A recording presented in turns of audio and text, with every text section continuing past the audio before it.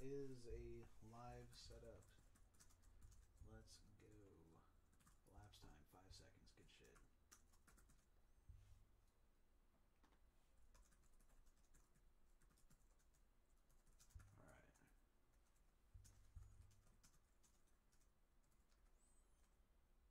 Alright. Oh my god, are we live? No, I don't know. I mean, it says we are, but like, stream's effed, so. Like, nice. Yeah, I don't know. Refresh it. Refresh. Already off to a good start. We're already off to a good start. This is fantastic. Where's my fucked up PNG? Start streaming.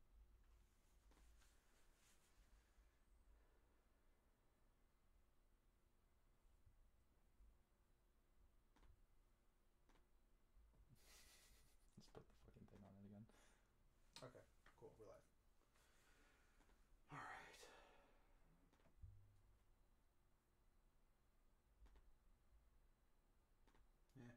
Sound quality's gonna, not sound quality, but like video quality will kind of probably be shit. But Yeah, due to like YouTube compression. I'm a dummy. I mean, we're going. We're going. We're doing it. We're going. Is Mixcraft recording? Nope. Do that. Yep, I'm on it. So the people who don't want to see our ugly faces can have something to listen to. Perfect. Possibly. Well, we started. That's the thing. You don't know the context for that. Hi. Hold on. Do the intro. What intro? Give me a second. The intro. Let me. Fuck. Damn it, dude. Unlock your phone real quick. Thank you. Devin Townsend. Don't spoil it. Don't spoil it. Okay, I'm spoiling news already. Do the intro. Okay, I'm gonna get there. Okay. All right. Hello, welcome to the first video live streamed episode of the Sound Good podcast. And wow, that audio is going to be so fucking scuffed in the recording. What do you mean? If you watch the audio thing in the background when Mixcraft comes by, you'll see it'll come by and there won't be a track for like a solid 5 seconds. What do you mean? Yeah, it's bad. So yeah, this will probably be the only place you'll be able to listen to this episode because this audio is definitely going to be impossible to work with afterwards. So the actual intro now. Do the actual intro. Hello, welcome to an episode of the Sound Good podcast. I am your host, Michael, and with me today is our lovely co-host, Micah. Pumpernickel. Fuck, I don't know. You could probably see I was racking my brain for a. I was trying to match the quality of all the other episodes. Of course, as one would try to do. Yeah, because they're of. But that's a pretty quality. high bar. Yeah, I can't. Right. Whew. But anyway, today we decided we were going to. I'm in town. Yeah, he is in the same town as me for once. So we figured, hey, the new Dream Theater album came out. Not yesterday, Friday. Mm-hmm. So we're like, yeah. I thought it came out last week. Pay for your music. I bought it I gave them $180 already for the vinyl and everything. So it's the moral. I don't care about getting it early. At this point. Yeah, we're gonna do that today. We're going to actually do something a little different. We're gonna actually live listen along and try and have a live discussion.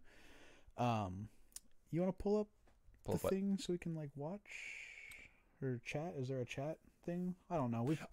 Let's be real. We probably won't have anybody in the chat. We're probably gonna be live streaming to ourselves. But hey, I don't know. We'll have the video though. Yeah, it'll be important.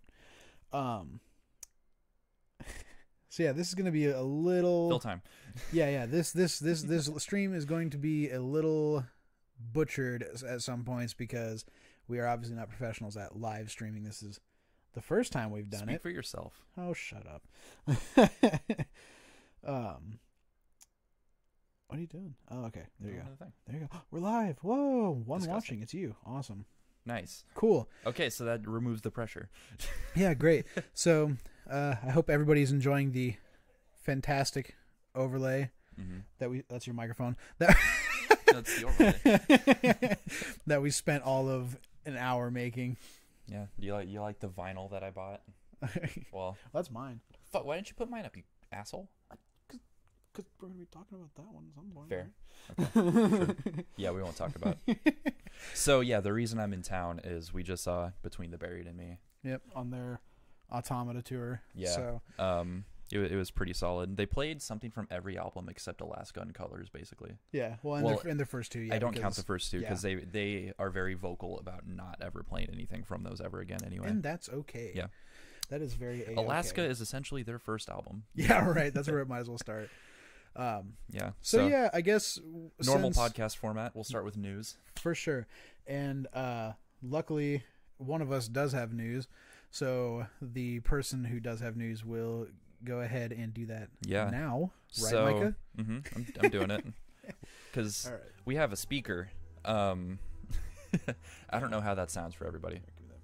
But Devin Townsend finally put out a new single for his album Empath, which is coming out in March. And it's his something 10th album. Yeah, what did you say, like 19th or something like that? A lot. Under just that's not even counting his other projects either. Yeah, it's not counting Strapping Young Lad. Or or literally anything else. Other band he's been in. Yeah. He's been in 5 or 7 things. It's ridiculous. But this is a very sporadic song. It's called Genesis. I imagine it'll be the first song on the album. It kind of cracked me up on Twitter. He said, I highly advise not over listening to this song the way some people do with singles where they listen too much and end up hating it, you know? Right. Because he said it has a special place on the album and you need to get the effect of it, you know? Okay. Yeah.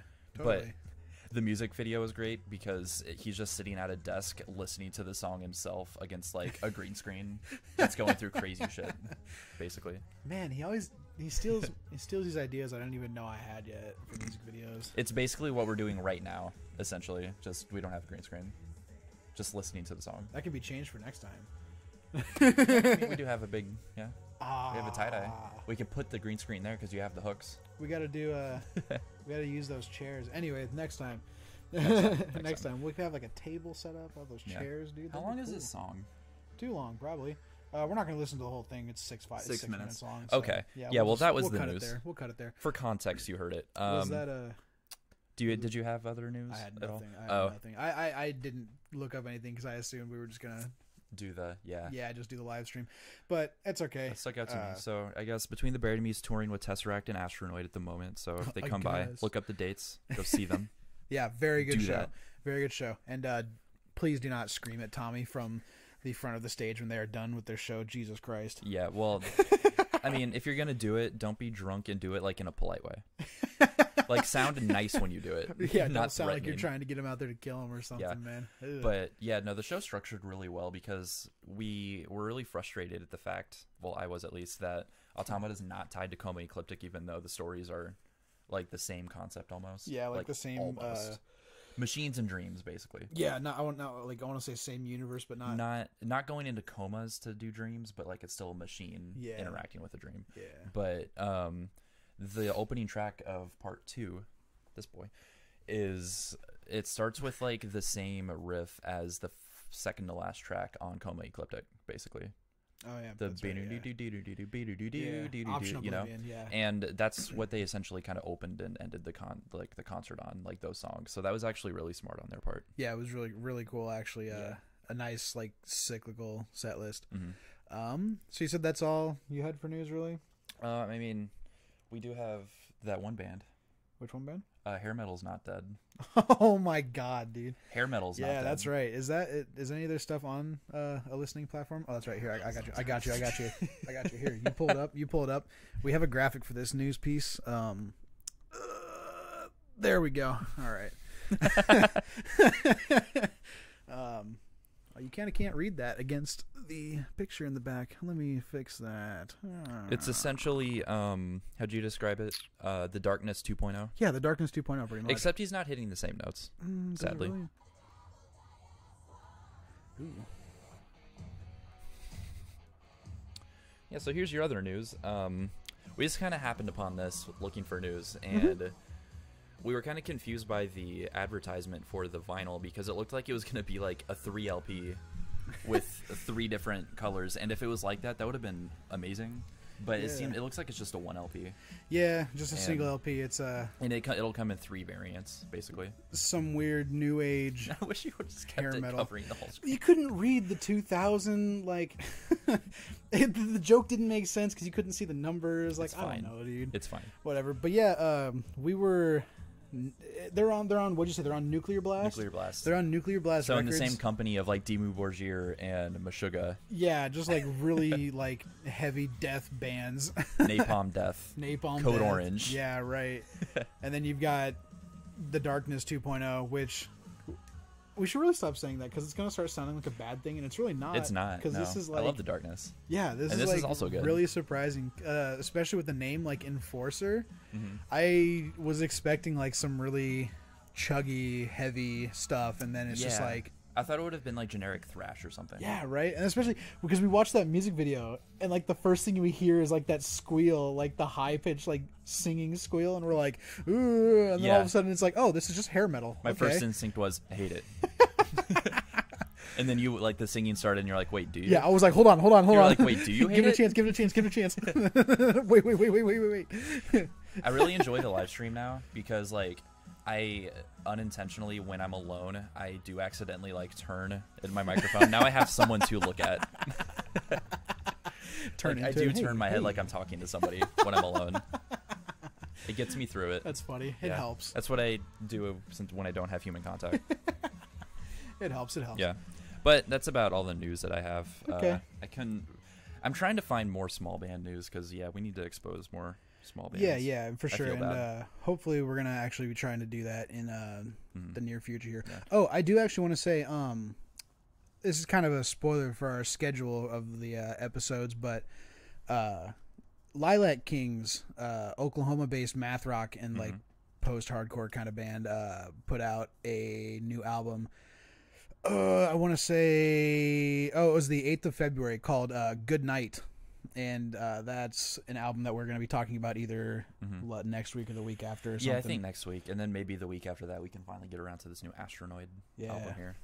The new Astronoid album. I don't think they're that small. I'd say they're a medium band at this point. Astronoid? They're getting up there. Yeah, I kind mean, of. this is just their second album, and they're already like opening for Between the Buried and Me, Right. and opening for Periphery. Yeah, right. It's So, insane. yeah. So, that's a little peek into the future and something I could contribute to the news for once. Yeah, usually. Wait, when's the Tool album coming out? We already talked about that. It was like 2 weeks ago. He Yeah, said- but hasn't there been any like developments? no. It's only been a week. Yeah, but like after That's like 10 years in Tool time. after Keenan said, Tool time. Sorry. All right. after Keenan Yikes. said something about like what do you do? Nothing. Shut up. Just Okay. continue. Okay. Oh, that looks really cool. Actually, I like the counter. All right. Last bit of news before we go into the live discussion, Micah. Since you have the counter up, we're just gonna do it now. Yeah. So for the world to know, it has been 1,187 days since Brian Posehn just blocked you for no reason. On Twitter, Like, of all why? places, dude. Why was that again? Dude, I don't even remember. It was so long ago. See, the best part of this joke is that nobody else knows context. No. So But like, it's just to them, it's very unjustified. I don't remember the and- context either. It was so long ago. Yeah, it was 1,187 days. That's a lot. it's like 3 years. That's like, yeah. Holy shit! Wow. Damn! Imagine blocking somebody on Twitter for 3 years. Imagine the nerve. Imagine being a famous person and getting bugged by one person tweeting at you. so you For an so you innocent block question. them. Yeah. Just curious if it was. It was him. just a picture, and it looked very much like him, and I had to know if it was Just had him. to confirm if it was him or Yes, not. and he didn't even I don't know what the confirm. He big just deal is. blocked me right off the bat, dude. Like, come on. It's Sorry. bullshit. Sorry you have red hair and a beard and thick rimmed glasses, dude. I love that this isn't even music related either. No, I know. Like, he's a comedian. He's been in Yeah. a few Rob Zombie movies too. For It's some all right. reason. Comedians are part of the music world He was in Devil's Rejects. I don't know why. for some reason. Dude. But hey, anyway. Okay, yeah. Anyway, that's enough talking about. Do you hear that transition? What transit? We can't do this, dude. This is live. Ah, We can't do it's this. one. deafening silence. All right, there we go. That's the wrong one first. All right, we're just gonna go into the live listen now, I guess. Since if we don't, we're just gonna dick around and talk to each other for ever and At least waste it'll your be time. like a podcast. Yeah, right. I It's feel like our exactly what it'll banter be is like. pretty okay. It's exactly what it'll be like. A It'll lot be of like, the we'll be a real podcast, dude. We're gonna be a real podcast. I didn't know if we were gonna like do something there. know. I didn't want to like bump my mic though. No, you're good. Okay, so yeah, we will just. Can we get a counter for every time we adjust our glasses, like fucking nerds? I've been hyper aware of this whole time. Don't tempt me. You should have told me this beforehand. I would have made a counter for it. Don't tempt me. I will pause the stream. We'll be back in 20 minutes. No, that's not going to happen. So, okay, I guess we're going to get started. We're not going to do a normal review like we usually do. We're going to it's going to basically be a track by track. Yeah, it'll be kind of a track by track. We're gonna let the music play in the background. We'll talk over it a tiny bit. Yeah, we'll try and interject at points we think are worth talking to, worth discussing. I guess at least something we have a point to talk about, something we think, and then I think what we'll do is we'll just let it run, and then if we start talking too much over it, then we can like pause the song and say a little bit more. Something that needs like a long form discussion on. Yeah. So. Okay, here we go. Oh yeah, and I hope faces I make in the mic. I hope everybody enjoys the. Where is it? That is not it. Enjoys the little marker I have for us. Very inspired by the album. Oh yeah, that was. Where'd you find that? Did you find that on just Google search too? Are we gonna get sued? Yeah, no. We're good. Completely fair use, I swear. I promise. So, for the most part, he essentially just used like 8-string and baritone guitars on this album. Really? Yeah. Like, I'm pretty sure this is a baritone guitar right now. I could feel that. Which explains a lot. I assumed it was just going to be like a 7-string or something like they normally use, but... On the next song, too, that intro is 100% a baritone. That's cool. Yeah. So, yeah, this is the first track up. Not to, like, constantly talk over this thing already, since we just talked through, like, the entire intro. It's fine. Yeah, whatever. Was this the first single that came out? Mm-hmm. So yeah, the first track, Untethered Angel. And they did like a cool live studio playthrough of it. Oh yeah, that's right. That was the song. It's pretty neat. Yeah, that's cool.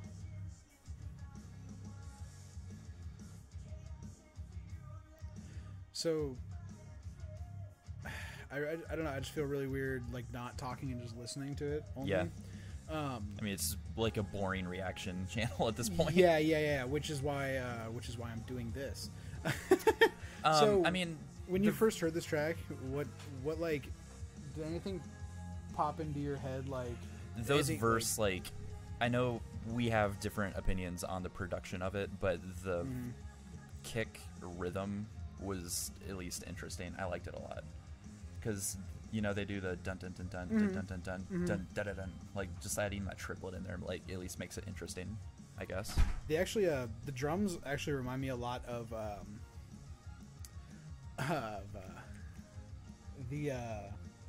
oh my god, what is the song? Panic Attack. Yeah. That's what it is. Yeah. That's the song you were thinking of. Yeah, Panic Attack the whole time. Yeah. What was I thinking about that for though? I don't know. You didn't know what it was. You're just like, there's some other song that goes like better. I'm like, you just did the Untethered Angel rhythm. Like, yeah. It was Panic Attack. This is a really cool part. I could not think of it. There's really good cymbal work on this. Yeah. So it's very chaotic. I like that. That's been like a big complaint for me with Mike Mangini, like in the what is it, 2 now previous albums with him. Yeah. I like one of my favorite things about Portnoy was like his use of the entire kit. Yeah. Throughout the song, and I just feel like Mangini has like, I don't want to say a very hard time doing that, but it seems like he has a difficult time doing that in like a lot of the tracks. So we'll get to like some points later in the album too. I think on like Barstool Warrior and Pale Blue Dot, where he like gets a little more intricate. There's another one on At Wit's End too. Is there? Yeah. Okay. There's one that really stands out to me on that. Yeah, there's a couple more spots in the album though that we could definitely stop and talk about because I really like this simple guitar like lick here where it's like goes on the upbeat at first to get that cool effect. Yeah. And then this is just Outcry. This is just the Outcry instrumental section from a dramatic turn of events. Oh yeah. Really? Yeah. I haven't listened to that album in like forever. So That was the first thing everyone noticed about it. The solo rips though. yeah, right. I've never been a big fan of that transition though. So It's not as bad as Fall Into the Light's like keyboard solo transition. oh my we'll get God. there. Yeah, we'll get there. Ugh. That was still a little more fluid than.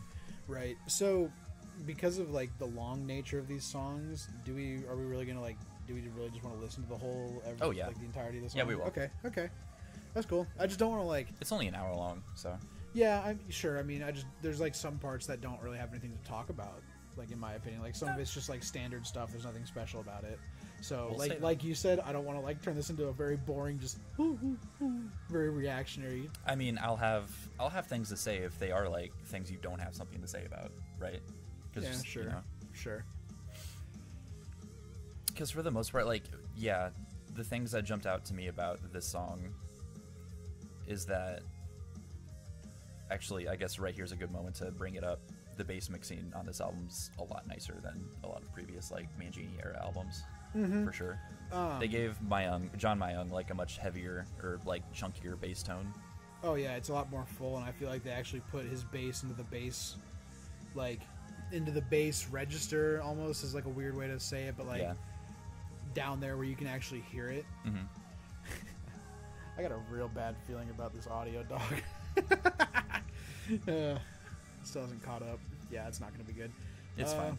Yeah, so, I mean, whatever. If you're listening now, that's good, because this will probably be the only time you'll ever get to listen to it. This audio is going to be unsalvageable. Like, it's... What do you mean it hasn't caught up? When the computer lags, Yeah. like when it's lagging, when there's too much going on, Oh, okay. the recording marker will go. That's why, like, sometimes in, like, some of our episodes, if you ever, like, listen to them, the audio will get out of sync sometimes, and that's because of that. Because like, Okay. my audio will lag behind, and it Interesting. it essentially just time stretches the audio. Okay. Like makes it shorter so it goes faster. Yeah. So it's really hard to like pinpoint where to pick and like cut and stretch and all that. We'll see. Yeah, I mean, worst case scenario, I can just stretch the whole clip because it's not just me this Yeah, time. like it's still recording. Yeah. Yeah, And it's all on one thing. Yeah. But yeah, I've kind of just, I don't know. Hearing that, it just felt like cookie cutter Dream Theater for the most part. And right away, you notice on this album, they get to choruses almost immediately. No, come on, do the thing. Where's it? You have to. Yeah. Ah, no. No. Do it. Do the thing. Yeah. That's entertaining only to me. Magic. It's magic. It's stream magic. Stream magic. I do like this microphone setup though. This is really. Yeah, this is pretty chill. It's nice. It's nice. It's nice. I mean, this I is got essentially how I sit at my desk. Usually. Yeah. Yeah. Yeah. But I really should bring this into my room for recording. this just sounds like generic hard rock. See, you say that Which is every weird. time, and Paralyze is actually I mean, one of the better tracks on the album, in my opinion. Really? I thought you said you just don't really like the drum mixing at all on this song. Is the thing. Mixing it all. Ugh. That's interesting. Well, then you also didn't like that the solo sounds like it was cut in half. Yeah. Here, let me elaborate on. Because you never on like those points. you said those things and you never like implied that you enjoyed the song to me. Oh, really? Yeah, like I think you kind of focused too much on the negative parts. Well, I mean, Because melodically, it's pretty solid. I have very unreasonably high expectations for Dream Theater music Yeah, because so do I. Because up until they kicked Mangini out, or not Mangini, up until Portnoy left, they had just had like good release after good release. Like not Yeah. one album by them is bad in my opinion up until Portnoy left, including. Help me out here.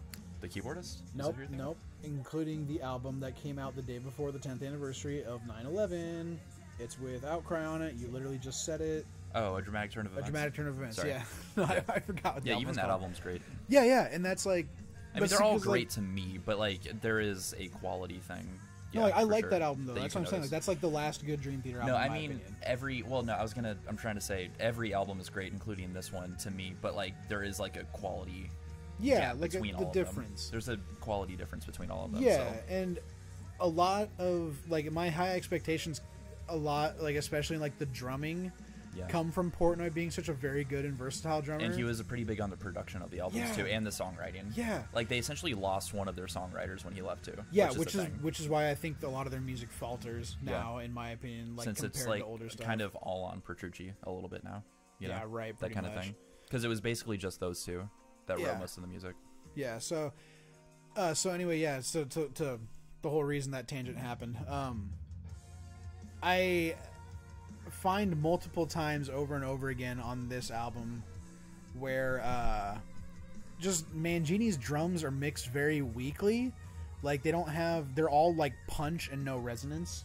They sound triggered. Yeah.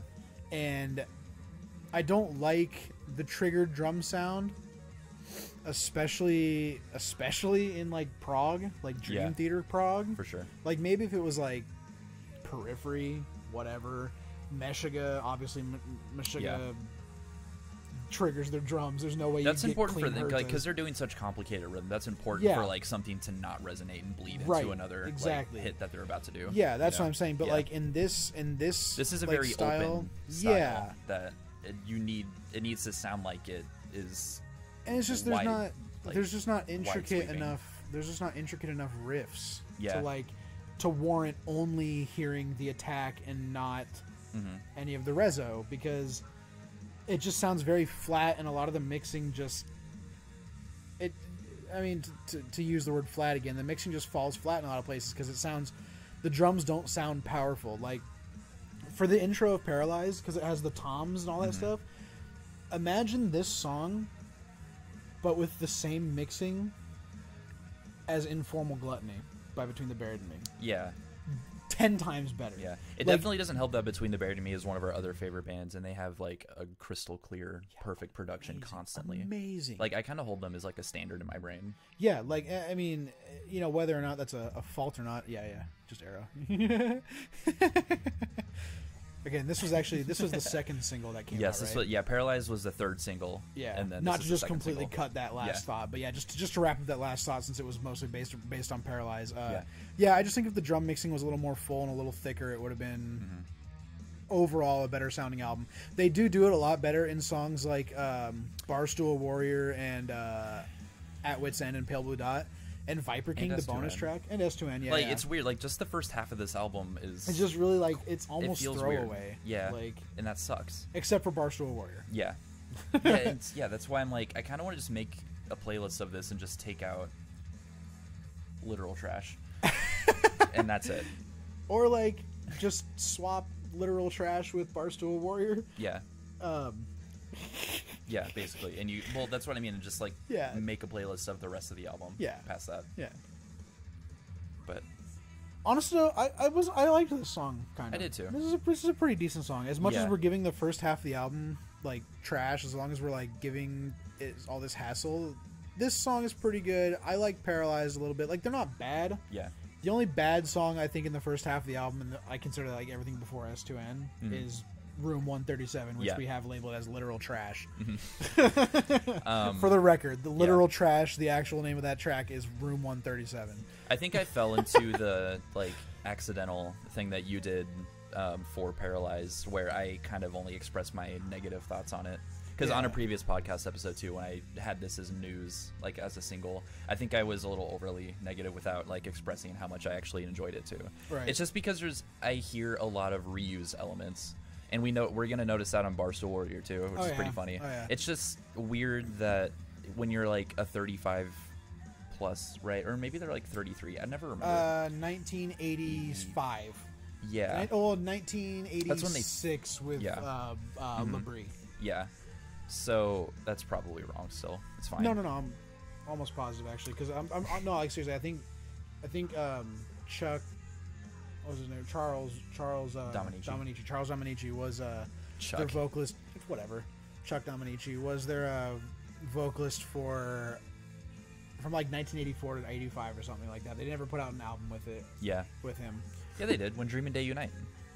That's their first album. That's what Charles Dominici. I thought that was their first album with Labrie. Labrie is Images and Words. Oh. Yeah. Okay. That was 92. Okay. So then yeah. But yeah, there was like a few things from like Self-Titled and Astonishing that I heard on this track that I was just like, really? That was like 4 years ago, 5 years ago. Why are you like repeating this? But this is a cool song. This is the song that had John Mayung writing lyrics, and I think that the lyrics kind of stand out a little more, like as being like a little more metaphorical in this song. You know? Yeah. Oh man, I wish we could have talked about lyrics on Paralyzed if I hadn't gone on that huge mixing tangent. I kind of think that was maybe. I need to double check who wrote the lyrics for that. Because that song sounded a lot like James LaBrie solo stuff. Paralyzed did. James LaBrie has solo music? Yeah, he's like 4 solo albums. That's how they knew Mangini, because he drummed on those. Oh wow. Yeah. Oh wow. Okay, I didn't know that actually. Yeah, they're like really good actually. They're a lot more hard rock like Paralyzed is. Oh, okay. Yeah. Understandable then. So yeah, no, Fall Into the Light, I didn't have a lot of problems with this track. This is definitely like a Metallica-esque like acoustic break. When you told me that, I had no idea what you meant. I was like, what the fuck are you talking about? Well, and just then, like that opening riff too. This here. This too, yeah. Yeah, this is very like Master of Puppets. Mm-hmm. Yeah. That's a hella Master of Puppets. Yeah. Or no, it's Black Album. Yeah, or Fade to Black too. Yeah. Fade to Black also. From Ride the Lightning. Oh, yeah, Ride the Lightning. Ride the Lightning, yeah, I can see this. But era. yeah, the amplifier that Petrucci used for this is just a slightly modified version of the Mesa Boogie that they used to record Master of Puppets. So that explains the tone. Yeah, right. Explains it pretty much. Mm-hmm. No, decent track though. I do.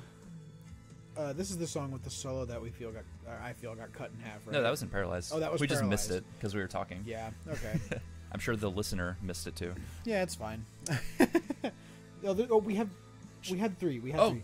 Oh, it's my stepmom. Oh. Okay. Hi. Hello. Hello. Hello. Welcome to the stream. Welcome to the stream. Thanks for following. Welcome to the club.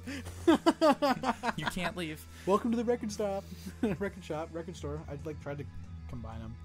I don't know. I'm trying to be funny in live, like it's not happening. Yeah. So I really do enjoy the snare roll that he does at the start and end. That's how you know like the song's kind of coming to its close too, since we're coming back to it. So right here.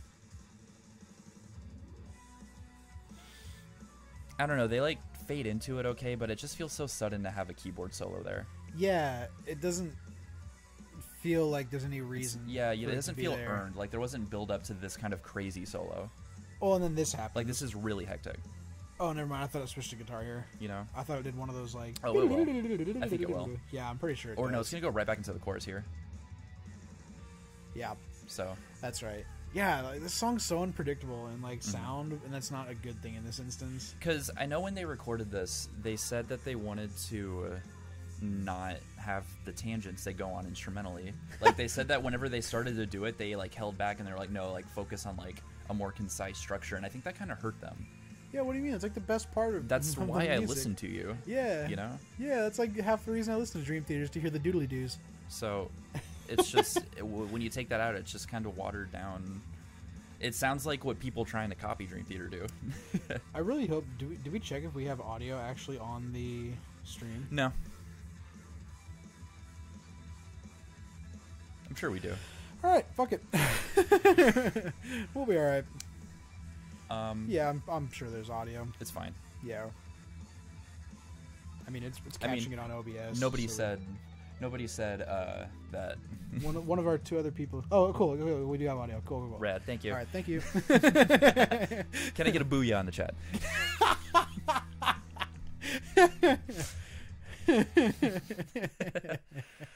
Oh man. Oh. Okay, you're on it, dude. Chill. Okay, yeah. This is probably my favorite song on the album. Because it's more of a return to form. Yeah.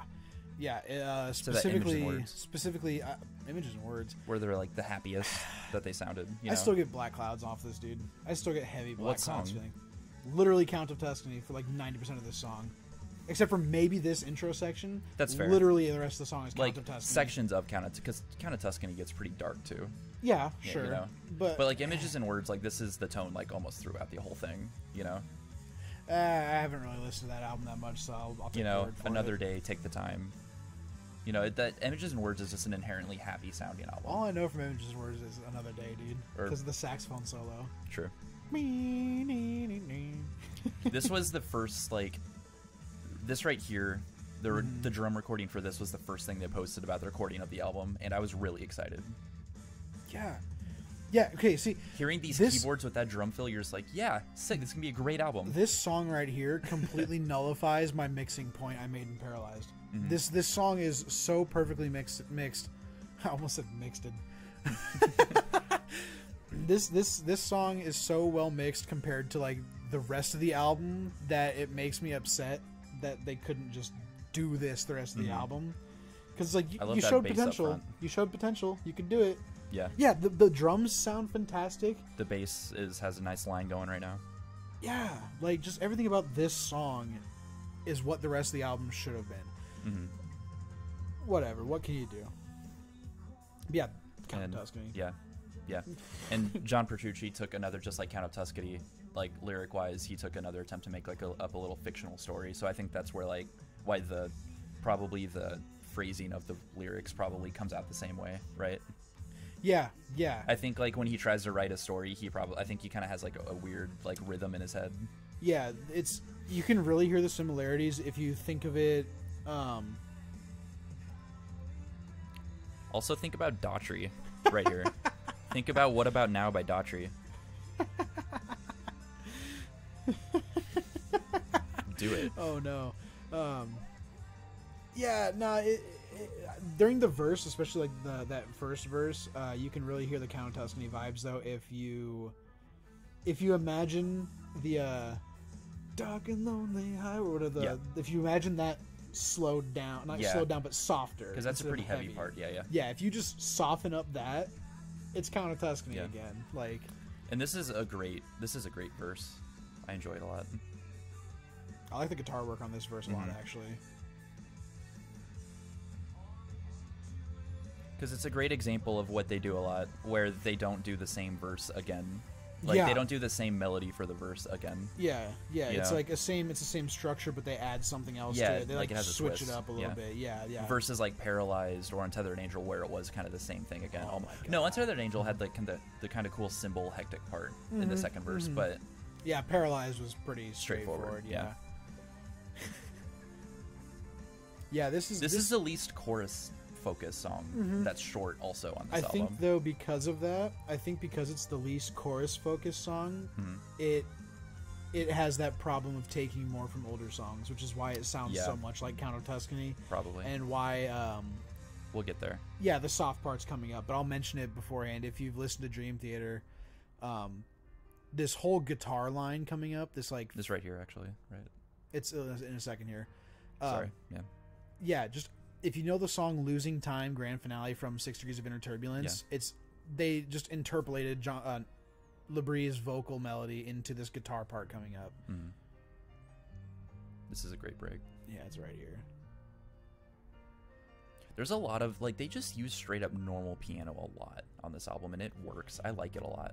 Yeah, I actually like he just broke out like just a Hammond organ and just used that instead of like a crazy synth. Yeah, I actually really enjoy when Jordan Rudess does the just standard piano sounds instead of like all like. Don't get me wrong, his goofy little synthesizers are cool, but like the dude is such a good piano player. I sometimes I just want to hear him play piano. Well, he's gonna put out an album soon that has like a 36-minute song on it. Don't forget. How could I? I think it's gonna be broken up into parts. Sadly, man. It'll be like 1, 2, 3, like like chapters or something. No. Yeah, I want it to be one track. That you just you skip it. Track 2. Fuck you. That's it. Yeah, you don't get to hear the rest. Nope.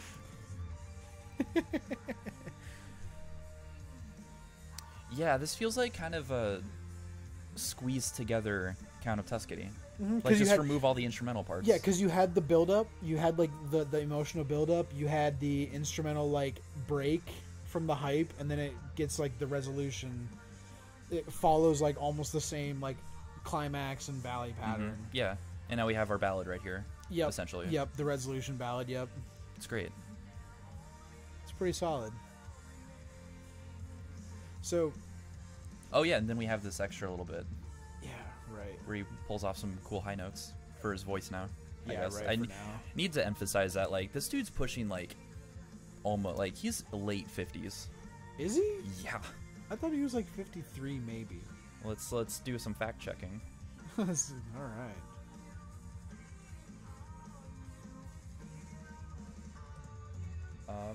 55. 55. So he's up there, considering he also bled on his vocal cords in the mid 90s. Like, he's doing pretty good. I'll be honest. Yeah, no. Yeah. I mean, obviously, if you're a musician, I don't think there's a bad performance on this album at all. It's just from different Labrie? compared to like it's just different, different rank. I'm gonna say literal trash. But that's not his. That's the melody. That's the melody he had to like go around. Because the instruments aren't much better. He didn't have to. He didn't have to. Guys, this is gonna be instrumental. I don't want to be tied to this. He really did not have to. Oh, that final note that he hung on to at the very end of that song, that was just the bigger picture from the self-titled, like how that ends. It's hilarious. It's the same note. Nice. I thought it was like one of those things where like I thought it was. Yeah, why'd you put on Marilyn Manson? Yeah, this is bad, dude. Someone's trying though. Yeah, it's not him. So it's not the band. I'll tell you that. What do you think of the lyrics is. for this though? Like, did you even care to notice them, or? They're just so cheesy, dude. Like, I have a little tidbit for you if you don't like these lyrics. Give me a second. Let me get all of my hatred out for this song real quick. Yeah, sure. So, for the two people watching and are unaware of the actual title of this track is actually called Room 137. Mm-hmm. I don't know the reasoning why it's called that, if there is any reasoning. I don't remember the reasoning for that, but if it's in the lyrics, I wouldn't know because this song just bores into my brain. It seems like a throwaway track. Like they could have had this. They could have put Viper King here, and I would have been happier. Oh yeah, they could have put Viper. Just King had no here. bonus track. Yeah, and just had no bonus track. I'd have been happy. I might make a playlist of that. That's perfect. Or just not have this song at all, and just make Viper King like. I don't think it would. Else. Yeah, it would not work as the last track. No, at all. I think Pale Blue Dot is being the definitively- ending, is good. But like, just put Viper King here instead, and just throw this one in the recycling bin on your desktop. Just whoever the producer was, just delete that and then empty your recycling bin like it never happened. I mean, for me, the redeeming quality is that there's a really bluesy solo that you don't get to hear them do very often. Well, what angers me most about this song is this part is okay. Yeah. This part is okay. When it like gets into like the drawn out, like that's okay. Yeah. I hate that The verses. Yeah, that's fair. It's just it leaves a bad taste in my mouth because it's so cheesy and I like that it just gets weird, like and kind of like Queenie here. Yeah, right. For some reason, I think that this is neat. I just want to say I think that Dream Theater's better than this. Yeah. Like this is truly a song. Guys, I'm not mad. I'm just disappointed. Yeah, that's literally this song is a physical embodiment. Well, it's not physical, but this is a full embodiment of the saying "I'm not mad. I'm just disappointed." Yeah, this is a pretty cool solo. Yeah, and then it transitions into being blues essentially. Transition was kind of sudden and whack, but We had talked over it. I mean, I heard it. I'm still listening. It's neat. Then we go back to this. Yeah, right. And it's back to the trash. So this is the first song in their career / the only song on this album that Mangini wrote the lyrics for. Yeah. I don't think that they stand out as particularly like atrocious. Like it's gonna be compared to Paralyzed too. Like it's not that bad. I don't know, dude. Someone is trying. Will they listen? Someone is dying. Can you help them? Can you? I don't know. This song just sounds beneath Dream Theater, is all I'm saying. Like, again, it could be a standards thing. I'm holding them too high of a standard, Maybe. but when you've put out such consistently good they usually music have for 30 a years, weird song like that on some do albums. they though, dude? Yeah. Like, I mean... Name the one off Octavarium. Oh, a lot of people don't like I Walk Beside You. A lot of people don't like it. But I Walk Beside You sounds like Dream Theater, though, because it sounds like a It sounds like Dream Theater doing U2. Yeah. This sounds like Dream Theater doing Marilyn Manson. That's worse. Arguably worse. I don't know. I'm not here to, like, argue. I'll fight. horribleness of this. I'll fight you. Just I want I'll everybody, lose. I'll fight you though. I want everybody to know on stream. Think it'd be good content. Hot coffee. Oh no! It's not fair. It's not hot. And that abrupt ending too. Like, ugh. They didn't know how to end it. Yeah, right. There's no way to. This end should it. have come after Barstool Warrior. This is a good song. I just want to see the skull marker move on stream. Hold on. I'm 12 years old in this. That's funny. That's great. That's the best idea so far I've had for this stream. Awesome. You almost didn't use that skull marker. Almost. I never understood what to think of this. This is weird. I like it. This vocals, yeah. I like it. Not enough reaction. Positive reaction. Yeah. I like it. This is a really good verse. It's nice and hectic. Oh, what does this remind me of? Systematic Chaos. Yeah. This is off Systematic Chaos, dude. Even this part? No, just the verse. The verse was very Systematic Chaos. Was it though? I think we'll have another chance to like hear it. Yeah. Think about it. Yeah. Right here.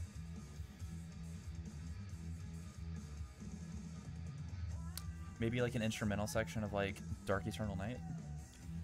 Yes, that first verse reminds me of Dark Eternal Night. Yeah. Yes. God, I always forget how long Dark Eternal Night like just meanders in the like outro. It's 9.5 minutes, dude. God, and yeah, like 3 of those last minutes are just like the same riff with like different soloing over it.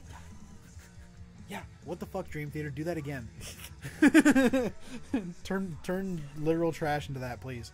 I like that here. There's a little more Petrucci backing vocals. That's like who that. This. But no, eat my balls and ass. Well, no. Portnoy took the rights to that when he left. Did he? Probably.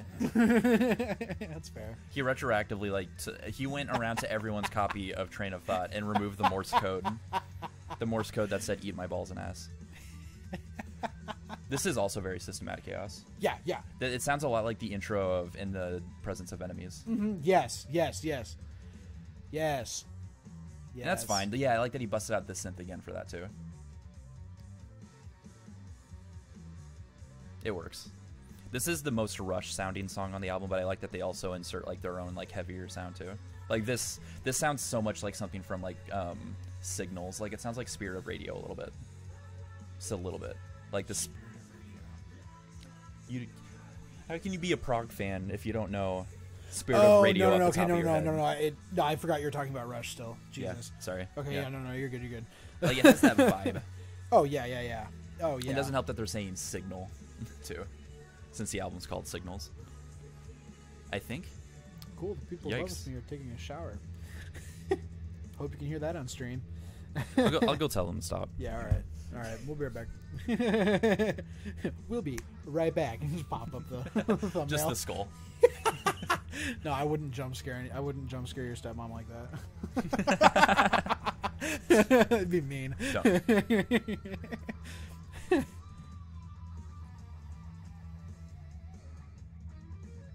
This is a really good solo. Honestly. That's a nice hot take. This is a good solo. It is though. I don't know. I mean, like, I've been listening to the album obviously a lot, but like, yeah, I'm surprised how much you have been. I didn't think, like, just from your first reaction, I didn't know if you would or not, because I've been listening to it a lot too, though. Well, yeah, because I mean, like we were talking about, it's fun. Well, like, yeah. Like, oh, we're gonna quiet down. What? For this? Oh. I don't think I'll be able to hear it. They probably won't. No. We can just do it. It's on the third one. Wow.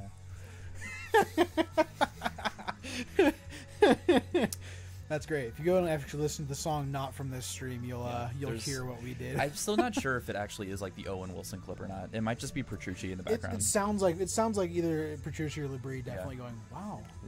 Just there's like a little quiet wow. The dude from the like the main dude that runs the YouTube channel for Loudwire did an interview with Petrucci, and he like confronted him about it. He's like, "So what's up with the?" What's up with the wow? And Petrucci's like, "What do you mean?" Basically, that was the end of it. I don't know what you're talking And when he acknowledged it, he's like, I don't know, someone in the background must have just been really impressed. I don't know. Or like they were disappointed and they're like, wow, really? Wow. Maybe it was the second drum. See, that's what I was saying, dude. Like, I feel like that's just like they were recording it and they did it and they're just like, wow. I got that. Yeah. Oh, it was probably that they were impressed that they got everyone to like hit the rest on like, that's what I'm saying. The correct like, moment. Yeah. It's always impressive when you can have everyone stop playing right. Yeah, dude. That always sounds coordinated sudden stops. I like the job for a cowboy ones a lot. Doesn't Entombment of Machine do that? Yeah. This reminds me a lot of the ending of. This is also a lot like Dark Eternal Night, where it's just like good heavy riff that's like really standard, and then Jordan's probably on his keytar. I would imagine live doing this. Signal to Noise. I hate calling it S2N. Like, why? Well, I hate it because if they're going for signal to noise, which is a ratio in science that you want to maximize because you want noise to be as small as possible. Mm-hmm. If it's a ratio, so it'd be S over N, but they already did D over T for distance over, so they couldn't. It'd be too much. Too many fractions. It's too hard. I don't know. They don't know how to do fractions, even though they constantly do them. Distance over time. I'm scared. D/T. Yeah. Dream Theater. Did you just get that? Did you never know? Fucking idiot. Why are you looking at me like that, Mike? Canceling the stream. Hang on. Why are you looking at me like that, Micah? Micah, don't hit me. Micah, don't hit me.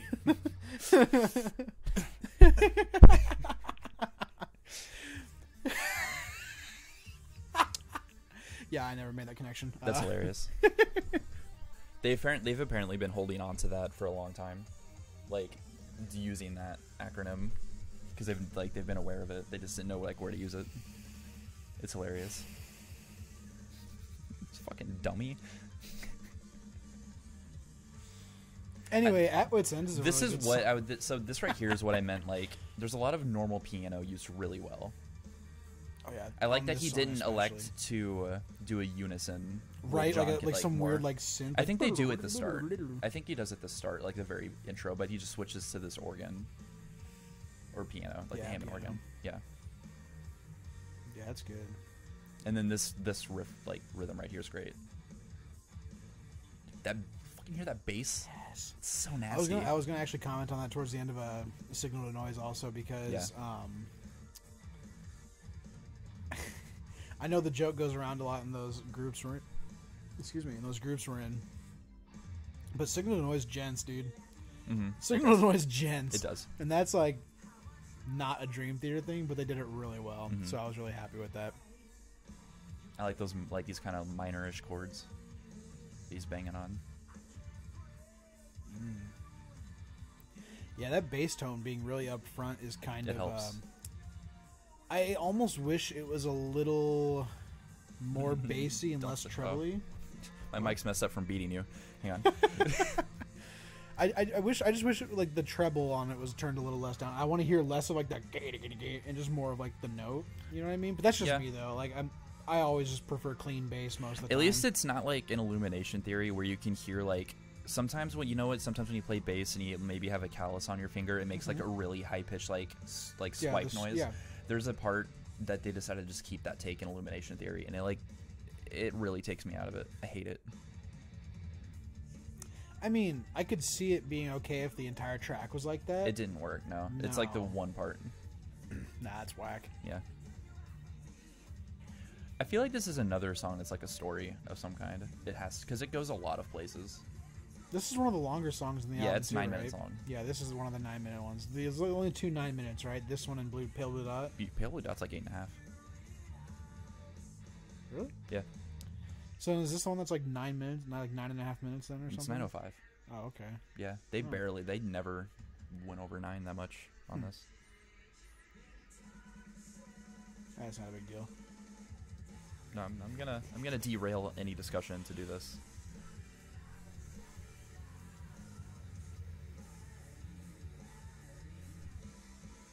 Yeah, Pale Blue Dot is 8:26. Yeah. Oh, okay. And this is 9:21, so you were right. My bad. Close. Shut up. I mean, I guess by Price is Right standards, you won. Why do you always go by Price is Right standards? I said 9.5 minutes. Yeah, so you were closer. I said 9:05. Yeah, but I went over.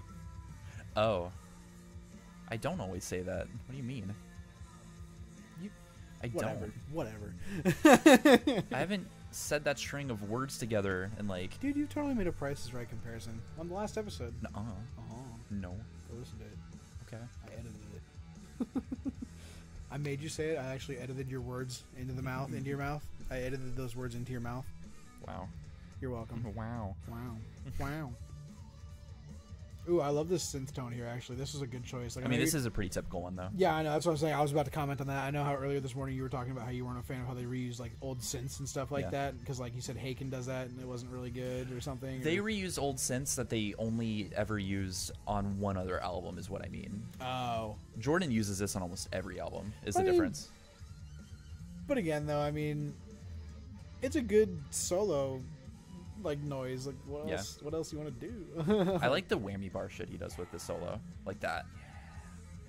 Oh yeah, Petrucci's use of his tremolo. He doesn't use it that much. He uses it quite a bit in his solos. Every time you hear that little like wah noise, that's a flutter. So, I mean, he uses them quite a bit, like more than you would think he does. Yeah, it's really subtle, I guess. Yeah, I mean. he does a lot of. You did there too. Yeah, it's vibrato things where like he'll like lower the pitch a lot. Like it's not as bad as like Polyphia on Muse or something. God no. Ugh. I feel like they're playing a whammy bar with a guitar interjected sometimes. Basically. That's a good way to describe Polyphia. Yeah. It's a pretty decent way to describe Polyphia. Hey, cool. We're down to one person now. I think she stopped watching. It fluctuates. Well, you're the one person. Don't pressure her. Where'd you go? Come back. No. Nah, that's all right.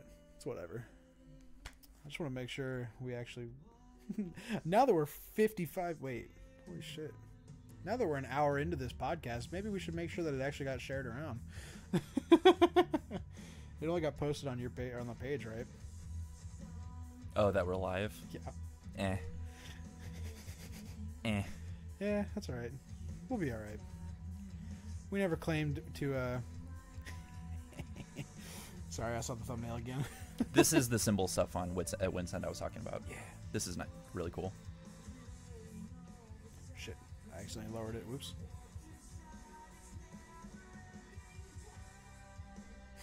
I like that. It's nice. This guitar line here is actually probably one of my favorites on the whole album. It's beautiful. Yeah. Oh, yeah.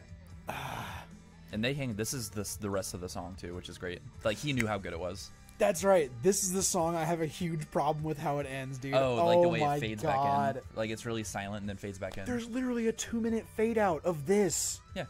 Why? This fades out for the next 2 minutes. That's 2.5 minutes almost, actually. I'm fine. It fades out to nothing for the next almost 2.5 minutes, and then after like 5 seconds of like silence, a piano line comes in. No, it's muffled the whole band again, like doing this, like continuing to do this. Like it's the whole band. I thought it was just piano doing it again.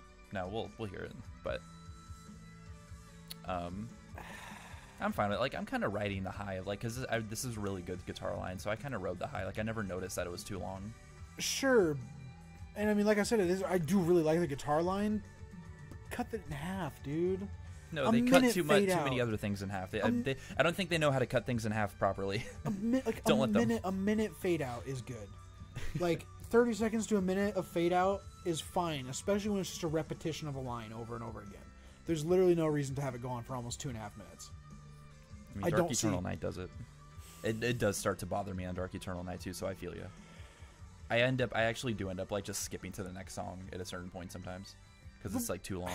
But like I don't know, like in Dark Eternal Night, like you said, it's like it's the same rhythm riff, but it's solos over and over it. This literally after this solo here just goes for the next minute. It fades out at like this volume. I'm okay with that. Why? Just like why not have it fade really quick right here? Sounds like you're at wit's end.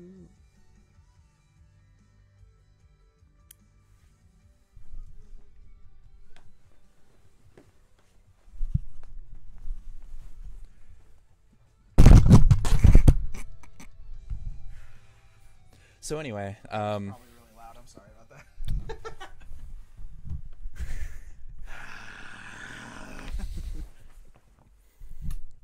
Yeah, and then see it's quiet. My pop filter not gonna work again. Nice. Now we're good.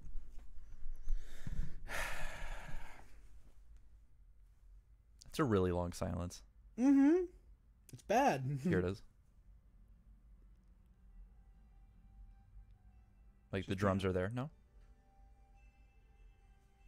The guitar's there.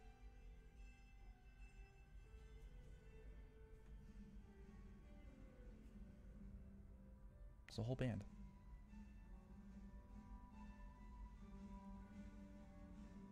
It's pianos, dude. Those are pianos. No, it's not. He's They actively said that that's the floor mic of the whole band playing this together. That's why it sounds so shitty. I'm just like, I don't know, man. Just like the end of this song could have been handled so much better. I liked it. That's all I'm saying. It worked for me. Whatever. We're disagreeing. Whatever, man. Next song. This is Round two. Definitely one of their best ballads that they've put out. Out of Reach. Yeah. It's really effective. Okay, let me. It has like one of the best build-ups for a ballad they've had so far. Did you like not even try to catch this when it fell? I caught it with my foot. Okay. It's like everything's. Oh, I'm sorry. I didn't know that we were like supposed to have a coordinated improv. We're doing a bit. It's a bit. What do you think? Yeah, you got to commit to the bit. I did. Which means breaking hundreds of dollars of equipment. This was free. Thanks, Amazon. Oh yeah, so we can smash it. No. No. No.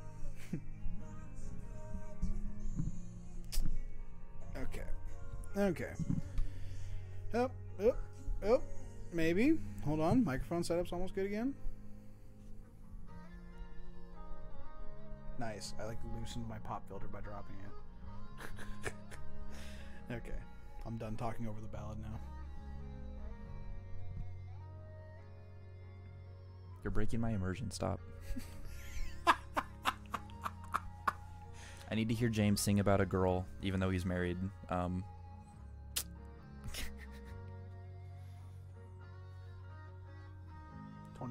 I'm confused. Wait, what? What was 28? You asked for a counter for how many times we adjust our classes. Fuck. No, you're undershooting. I'm not. Not for me. I'm keeping track of myself. What do you mean?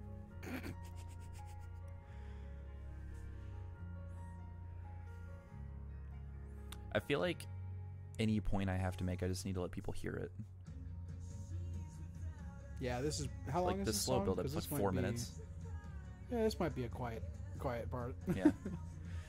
Because it's just all atmosphere and build up. Well, and it's just like we mentioned, it's a ballad, so it's very. It's not very technical. Yeah, and it's very soft for the most part. Like obviously, right now the drums are getting like a this, little like, heavier. yeah.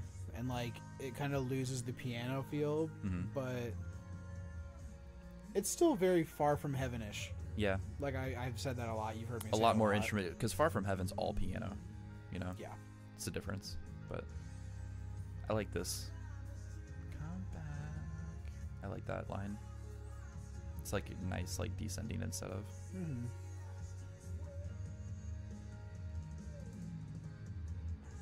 This just sounds like the chorus here sounds like something from The Astonishing, though, honestly. Yeah. It sounds like something from the end of disc 2.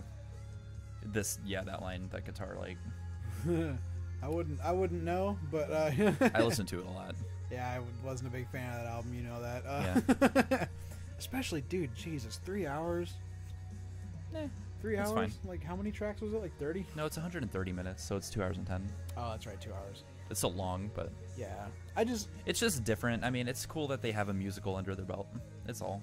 Sure. I just wish they would have done it. In like, I feel like it's different taste. What they did, they pulled off pretty well. Yeah, I want to feel like there's a way they could have done it in a similar style to like Octavarium, like the Octavarium suite, and then the 6 Degrees suite. I feel like there's a way they could have done it like that, but I like the humming here at the end, because the only other time I can think of that he does it is in like Through Her Eyes. Good Night Kiss. Yeah, You're right. The same breathy delivery, at least. It's less breathy on Through Her Eyes, though. Yeah. Oh, wow. That was it. That was 4 minutes. Wow.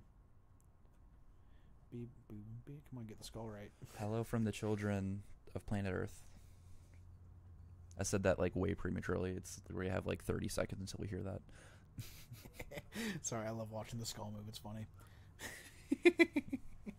I don't know why it's funny to me. It's independent. It's just going with us. Yeah. It's the third host. Mm-hmm. Lord What are we knows gonna name him? one. Oh, what Skull fucker.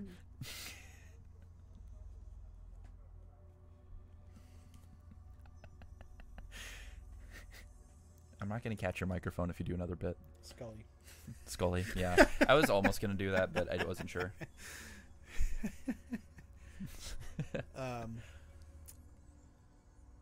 Napoleon Bonaparte.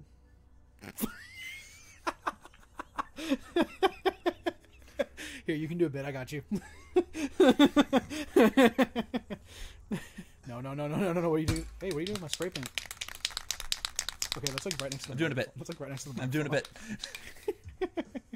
What are you doing with my spray paint? Oh, please don't spray that in here. It'll smell so bad. I won't.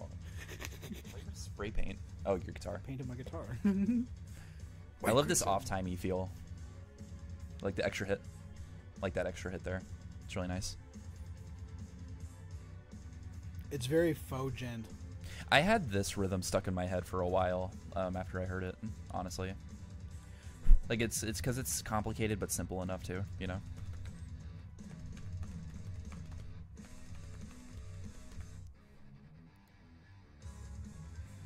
This gives me very strong...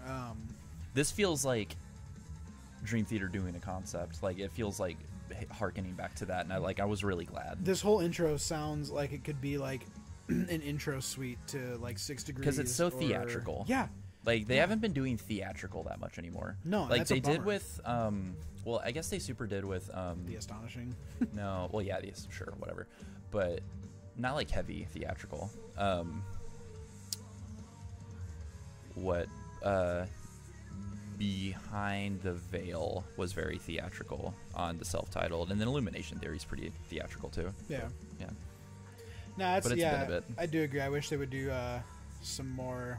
Just keep on doing Between the Buried and Me is doing. Just be like a caricature of like whatever you're like aiming to sound like.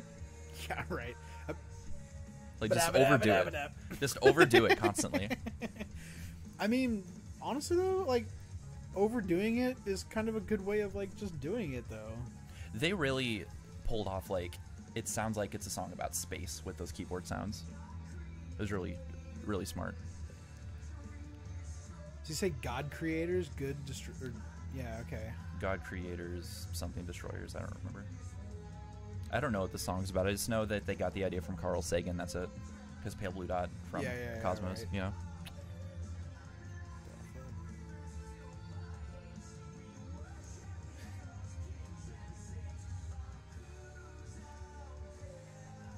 Yeah, this is. I'm solid with this ending. This like ending track. Yeah. I'm gonna call it the ending track because it is. And there's enough Viper King's a bonus. There's track. enough silence between this and Viper King 2 to where you feel that it's like kind of a little bonus. I think. I mean, it doesn't start immediately. Yeah. You know? I have a problem with calling it a bonus track and then announcing it that it's gonna be on the album. Yeah, that's weird. Yeah, like usually you find bonus tracks or like it happens. You're just like, oh, yeah. There's a huge silence. Like we had this discussion about bonus tracks and how Coheed and Cambria did bonus tracks with In Keeping Secrets of Silent Earth. Yeah, because it's like more of a hidden track at that point. Yeah, but it's a those are bonus. two different. Those are two different classifications, though. Sure, but at the same time, like this is very spacey too. Oh yeah.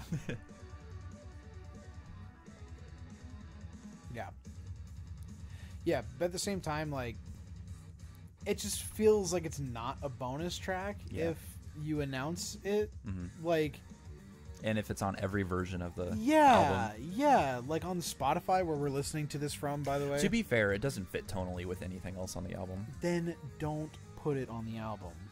Release it as a single, a one-off track. So many artists do that. They just put one track out and just, this isn't from anything. We just couldn't find a place to put it. Here you go. Maybe. Like, so many artists have done that. It's not an uncommon thing. I know they did a lot of bootlegs in the 90s and stuff, but I don't know where to find those or like hear them, you know. I think that they were just kind of worried no one would even hear it. Cuz like I'm assuming you don't even know that they did like a really good Rush cover of Xanadu. Yeah. Did you know about the Xanadu cover? Oh. Isn't it on the Black Clouds and Silver Lining? No, it's on the Rush re-release for Farewell to King's 40th That's right. Yeah, cuz we listened to that and that's where I heard it. Yeah. It's just one of those things where I think that they just wanted to make sure people heard it. But yeah, I don't know. Sure, I guess. This is very Octavarium. Like, I feel like I'm going to hear the jingle bells in a second, you know? Yeah. Yeah. Wow, for some reason I got like hella flashbacks like Between the Buried and Me for that. Yeah. Specifically, Even kind of this right here too. Little bit. God, I really hate how we keep bringing up Between the Buried and Me while talking about like any other prog band. They're killing it. It's a gold standard. They're kind of setting a standard. They are the gold standard at this point.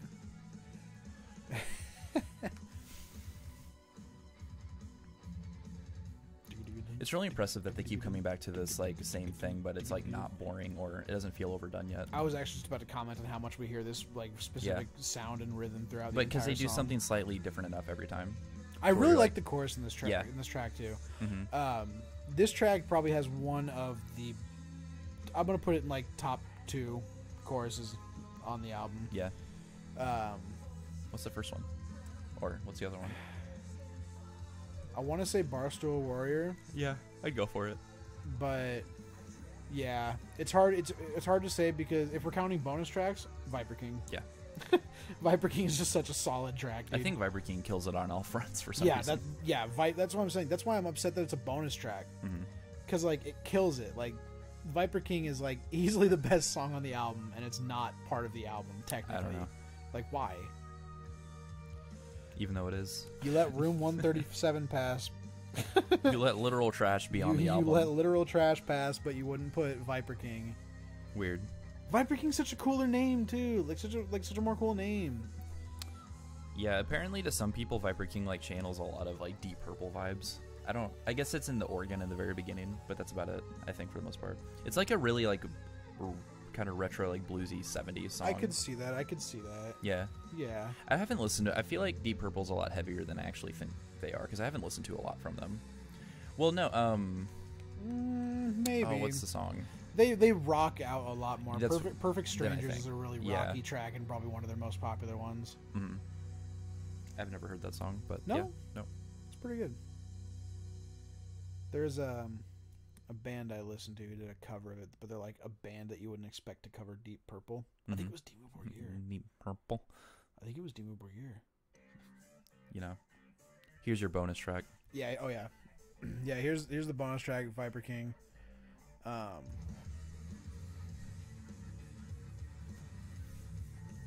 God, it just rocks. Like, this is definitely the bassiest song on the album, too. Yeah, I think, okay, you mentioned the 8-string. This is definitely an 8-string song. And it's hilarious that they're doing, like, a weird 70s style song, but it's like... with an 8-string. Yeah. And I like the verse structure, like... Yeah, the verses seem very free-flowing. Like, it's more of like a stream of consciousness lyrical style instead of trying to match it up with the lyrics. I don't know. They've never done vocals, like, they've never done vocal phrasing like this before. That's what, no, I don't mean stream of consciousness like the song. Stream of consciousness like the actual, like, mental thing. Sorry. Yeah. I forgot they have a song called Stream of Consciousness. And it's instrumental, and I was like, what do you mean? Yeah. No, Stream of Consciousness and, like, the fact where it's, like, he's singing, obviously, in time. Yeah. But it sounds like he's just throwing the words out of his mouth as they're coming. Like, that's what I meant. Like, kind of blue, like legitimately, like the essence of blues, like just saying like your woes, stream of consciousness out. You know, yeah. It's so good. This guitar riff is so good, dude. Like, and I hate that I like this guitar track so much because it sounds so similar in the same vein as Literal Trash. Yeah, it does. But it's miles better than Literal Trash, dude. Like, it sounds like they wrote Room 137 first. Yeah. And then they were like, wait a minute. Chugs, but good. And they wrote Viper King. Well, for some reason, though, they went like really standard classic rock rhythm, but with chugs and more complicated. Yeah, right? Literally. Pretty much. Yeah. It's good, though. Like, I don't know. Like I said, I keep saying it's probably one of my favorites. Yeah, and especially because this has a bluesy solo, too, just like Room 137. Yeah, dude. I wonder if they were written in tandem. Fuck. That's what I'm saying. Replace Room 137 with Viper King, and you have the best Dream Theater album since Octavarium. Wait, do you really mean that? Probably, yeah. Actually, yeah. Oh, wow. I didn't think that you actually enjoyed it that much. I will straight up say it. Yeah, this is if Viper King was not a bonus track and Room 137 didn't exist, that is the two things that need to change for this to be like the best album they've put out since Octavarium. Wow. For me, at least. Interesting. Just because while we have been digging on it a lot, especially I would agree a lot. Half, I would agree. I just didn't know you felt that way. Dude, I mean, you know I love Dream Theater. Yeah. I just don't like the current interpretation of Dream Theater, like the current situation with Dream Theater, because I don't like Mangini's playing that much. Yeah. But he definitely has redeemed that a lot in this album. Yeah. And I mean, I'm kind of just doing like wrap up thoughts, I guess, about it because Viper is a bonus. This was also one of the first times. I know a few moments on the album it's a problem for you, but like for the most part, like on the good songs, you do feel that like the drum mixing's pretty all right, like Barstool Warrior. And like, how do you feel about it on this? Yeah, it's good. Yeah, like this was like the first album where he actually went back up, like he recorded the drums and then went upstairs and went, all right, let me help, like let me have input. Dude, like it was the first album he's ever had input on the mixing. That is such an important thing, is to have like the person who did it have input. Yeah, dude, especially when like, okay, I keep digging on Mangini, but I know he's a very talented individual. Yeah. Okay, that's the end of the album, so there's gonna be no more music, but just some wrap up thoughts. Perfect. Bye, Scully. He's adopted the name now. He's Scully. Bye, Scully. Bye. But yeah, no. I will never ever say, at least seriously say, I might say it jokingly. Yeah. I will never ever say that Mike Mangini is not a talented individual, especially at his instrument. Yeah. I full 100% believe he is very, very adept at his instrument. Masterful even. Yeah. Whether or not he shows it off in Dream Theater music has, up until this album, had yet to been shown to me. Yeah. Not that like everything he did in the album is like very masterful, but it's just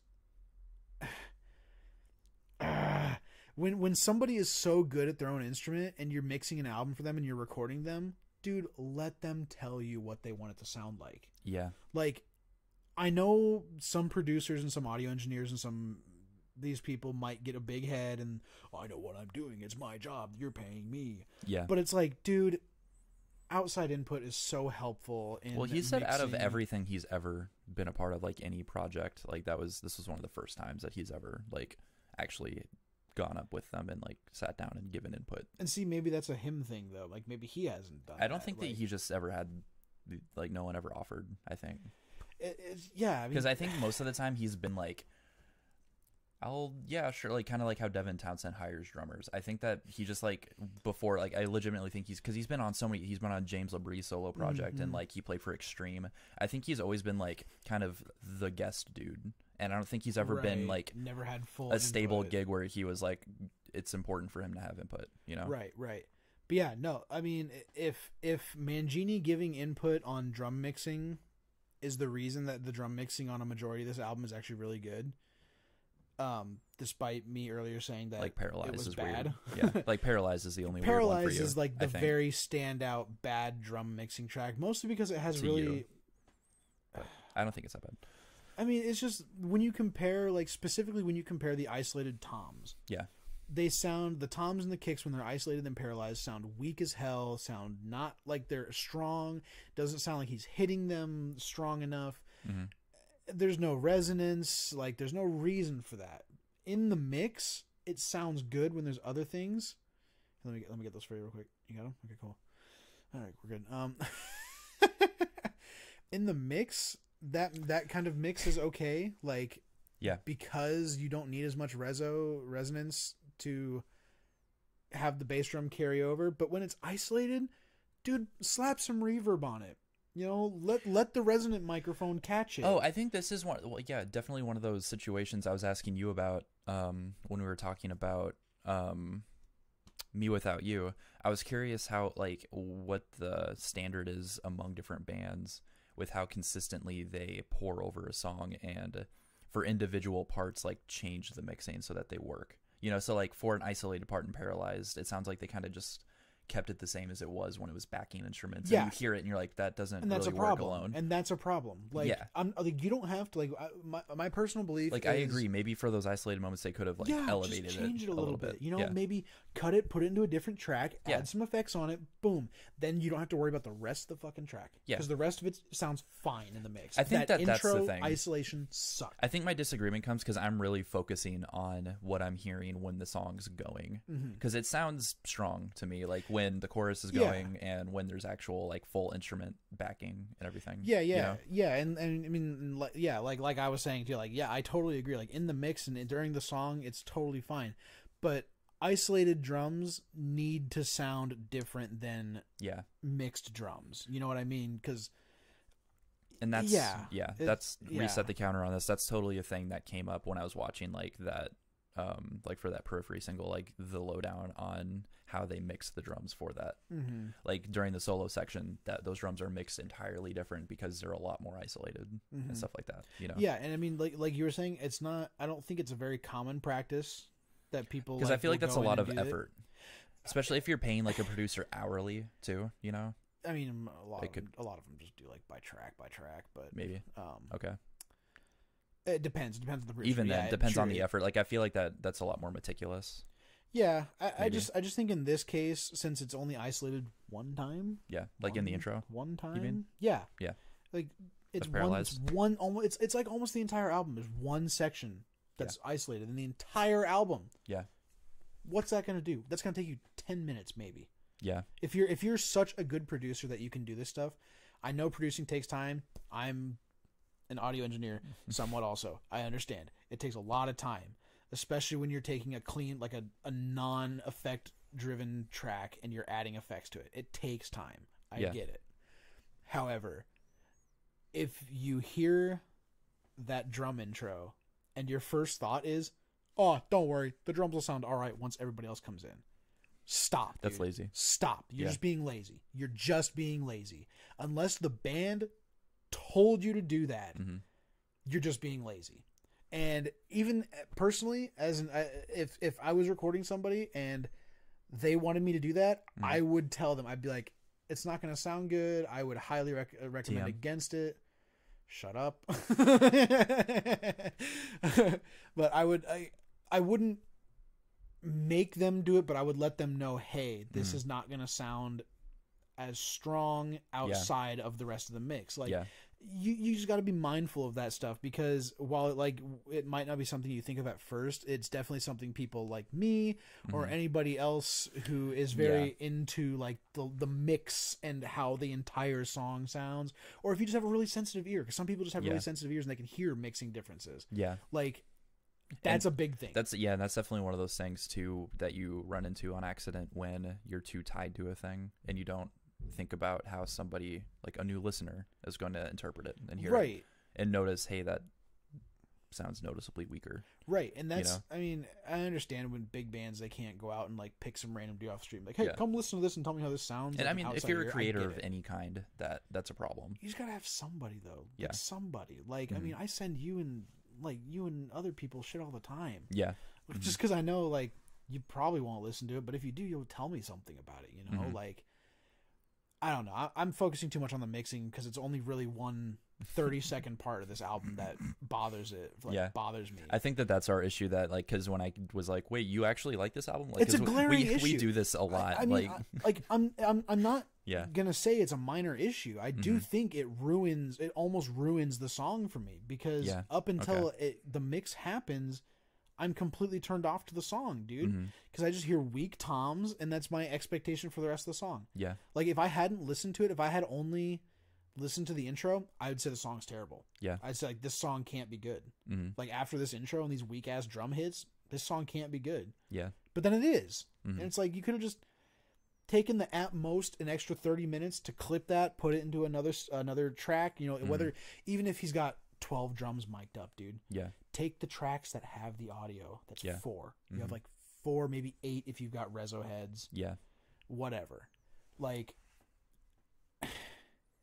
you can bust them together. You can throw a reverb on it. You can take the compressor, you know, shorten or lengthen the attack bring up the attack and loosen the release. And it's like, I don't know. There's a lot of changes they could have done to make that intro sound better. And I hate that I don't have to focus on it. I hate that I'm focusing on it so much because it is just to me, it is like the biggest problem on the, excuse me.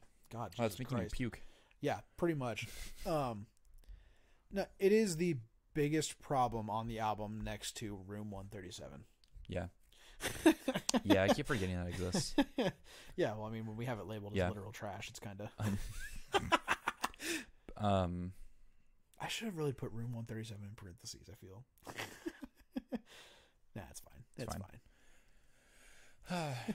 Yeah. Oh, yeah. So I was gonna also just I feel bad for Mangini in that sense because he actually did when people were asking him about because they did a lot of YouTube videos of one-on-one how did you guys produce the album, how'd you approach your instrument and everything individually, and that's how he went on the tangent of this is the first time I've really been super involved with the mixing of it afterwards, and. He really did also start to talk about how he was confused. He's been really confused since Dramatic Turn of Events, because I think I doubt he's actually been listening to the finished product. I think he just hears it live when he plays it for people and stuff like that. And so he's just been like, what do you mean? It sounds great. Behind the kit, it sounds amazing. Yeah, right. And yeah, I kind of feel bad for him in that sense too. I feel like he's not online that much either though. I doubt he ever really sees it that much. Yeah. He does make a few Facebook posts a lot. Guys, no, it's great. What do you mean? Shit like that. Yeah. Yeah. I mean, like I said, I hate that I went on that huge tangent about it, but it's very important to get input from the musicians recording. And, whether they should definitely mention when we've heard them live, any of the albums that came out where he recorded drums and didn't on Dramatic Turn of Events or self-titled sounds solid live, that kind of thing. So it is just a mixing thing. Oh yeah. It sounds beautiful. He's a very good drummer. I just wish he would show it off more, and I wish he could show it off more and more properly with good mixing. More consistent mixing, and not just good mixing, because they do have good mixing, just more consistent and better dynamic mixing. Yeah.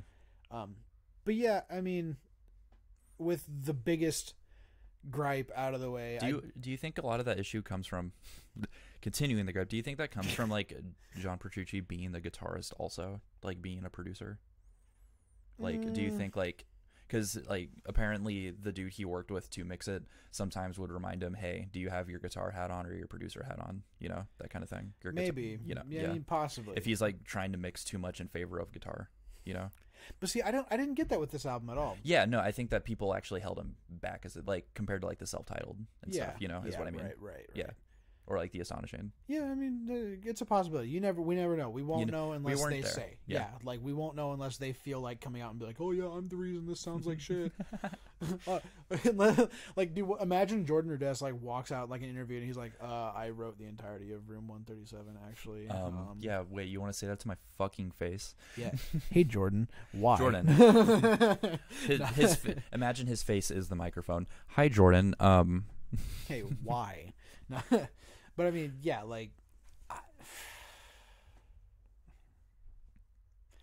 Yeah. I don't know. Final thoughts on the album. I like it a lot. It's really listenable for me. I know Room 137 is probably the least listenable part. Yeah. Skip. But for the most part, like every time I do play it, I've been starting at S2N every single time I Really? like start the album. Yeah. See, I haven't done that Because they're the meatiest songs to like. Because I feel like since the first three tracks were singles and they're really straightforward, I've heard them and I know. Sure. But like S2N at Wits End and Pale Blue Dot have a lot going on. And I still don't think I've listened to Pale Blue Dot enough to like have everything that they put in it. You know, they're the densest songs. Right. Yeah. I'm one of those people like I'm like this with every Dream No, Theater I'm the same way. I know what you're gonna say. I have but to like, listen to it all the way through, dude. Yeah. I can't. I think it's just I over listen to the singles to where I'm comfortable not doing that at this point. That's why I because avoided that's the pattern I do where I listen to it all the way through constantly and then I start isolating them and focusing in so I can like kind of learn songs. You know, I do it with Between the Bear and Me all the time too. Right. Like I still don't think I'm at that point with Automata. Like I have to listen to it part one straight through. Right. I'm not comfortable starting with part two, ever. No, yeah, I literally cannot start at this album alone. Yeah. And it sucks because it's like I have Especially to get through all of this to get to the good shit. And it still on makes me this. mad because they could have just been on one CD. They could have been on two. That's an argument we've been through, and we could, well, not argument, but gripe fest that we could talk about later. It could have just been a 2 LP. Could have just been a 2 LP single album called Automata. Yeah, considering it's like 69 minutes or something total. It's like 60-ish minutes. Yeah, it's not even 70. Yeah, it's like barely 60. It's like 35, 32. Yeah, that's right.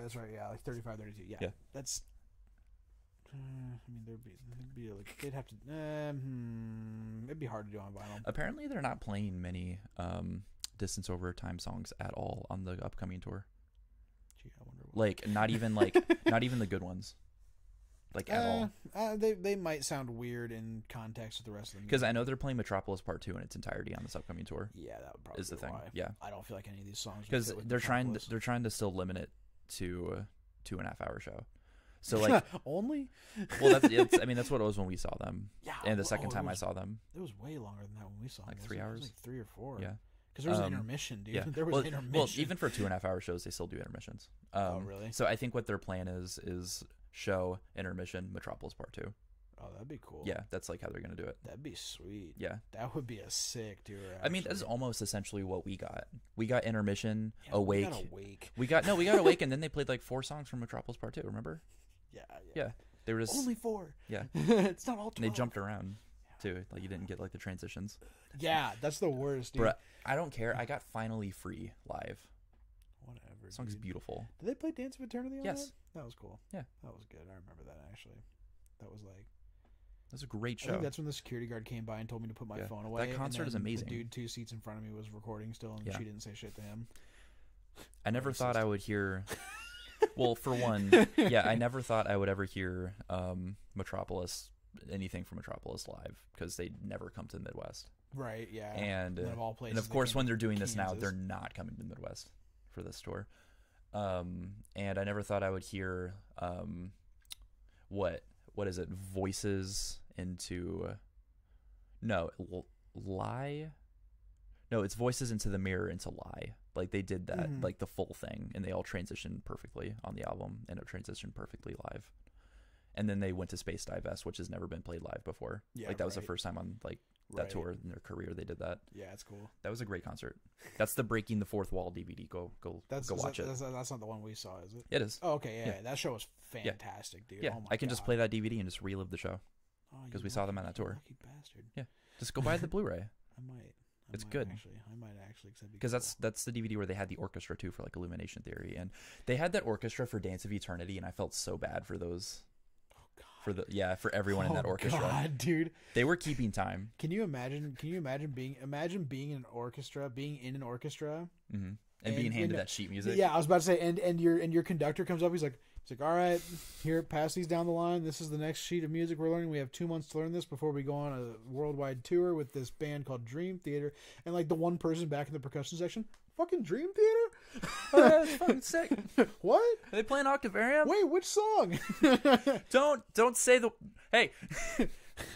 Which song? It's not one He just song. like, he's at the back and everybody's getting the thing. And he's like, what? Oh, everybody's sighing. Oh no. Why does everybody look so sad? It's Dream Theater. Why is there a wave of sadness approaching me? Yeah, right. Oh. For the percussions, it's just like 800 measures of rest, though. Oh, except for like the bell guy. He ding ding ding. That'd be funny. That would be terrible. Oh yeah, because the drums have the percussion covered. You mean? Yeah, pretty much. There's like bells and xylophones. The funniest part or something was so they had it for Illumination Theory too, because the way that they structured that show was like they finished the first part before intermission with Illumination Theory, I think. Then it was intermission, and then Awake Through Metropolis was the back half. Okay. And they had like full orchestra and a choir for Illumination Theory, which was really cool. And the choir was still standing on stage, even like for Dance of Eternity, even though they were not doing anything. It's concert etiquette. I guess so. If you're up there performing, you're not supposed to leave until like the show's over. That's funny. Yeah, it's like a rule. They're just fucking standing there doing nothing, just while this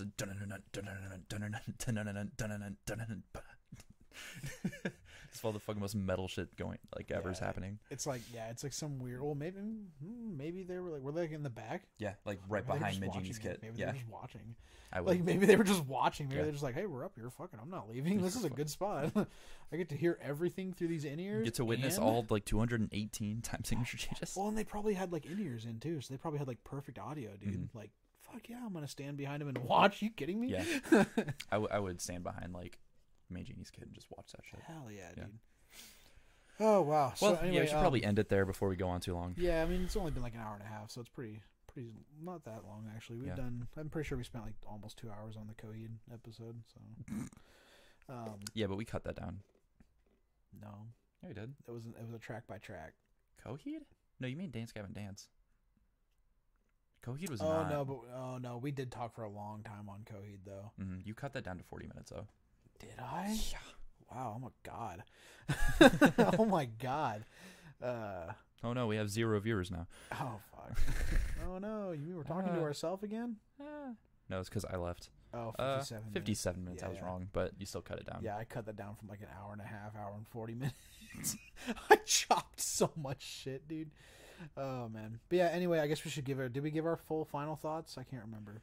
Yeah, like I said that I really like it. I did. Yeah, like I guess barring Room 137, yeah, Viper King's amazing, and just it goes without saying that those 3 longer songs and like towards the end are great. I think Out of Reach is a perfect like break after that craziness too. Mm-hmm. They do that a lot where they have like 2 crazy long songs or something, and then they just have like a ballad sprinkled in there. It's like, a good relaxation. Beneath the Surface is one. Yep. Right before Breaking All Illusions. Yep. Like they always like the second to last track a lot of the time is a nice ballad to like cleanse your palate before the epic like closure, basically. Beneath the Surface. Yeah. What's that from? Dramatic turn of events, okay, right before Breaking All Illusions. Yeah. Maybe that's the song I'm thinking of instead of Far From Heaven. Maybe Far From Heaven's in the middle of that album. Yeah, maybe I'm thinking of Beneath the Surface. Beneath the Surface has like a rise of string instruments for a climax, but Far From Heaven is all piano and Liberty. Yeah. I'm definitely thinking of Beneath the Surface then. Mm-hmm. Yes, 100%. So what's your final thought? My final thought, like I mentioned during the discussion / review / bullshit session, like I mentioned, I do think this is probably, if they would just remove Room 137, and replace it with Viper King, this fix the mixing on Paralyzed. Honestly, dude, if they just got rid of 137 and put Viper King in its place, it's forgivable. That is Paralyzed becomes forgivable, a forgivable faux pas at that point. Yeah. Like Room 137 is such a bring down on this album. But okay, good things. Good things.